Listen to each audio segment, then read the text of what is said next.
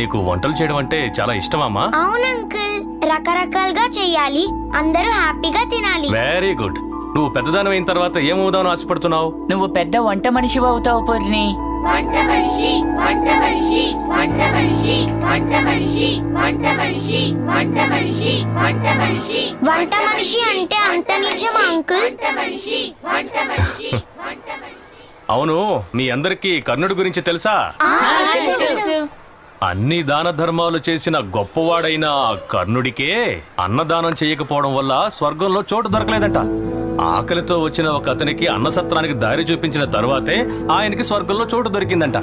కాబట్టి భోజనం చేసే చోటు చూపించడం వల్లే అంత పుణ్యం దక్కిందంటే ఆ భోజనాన్ని పెట్టడం, దాన్ని వండడం ఎంత గొప్ప విషయమో తెలుసా? పూర్ణి, నువ్వు వండాలనుకోవడంలో తప్పేమీ లేదు, కానీ అది ఎందుకు వండుతున్నావు, ఎవరి కోసం వండుతున్నావు అనేది చాలా చాలా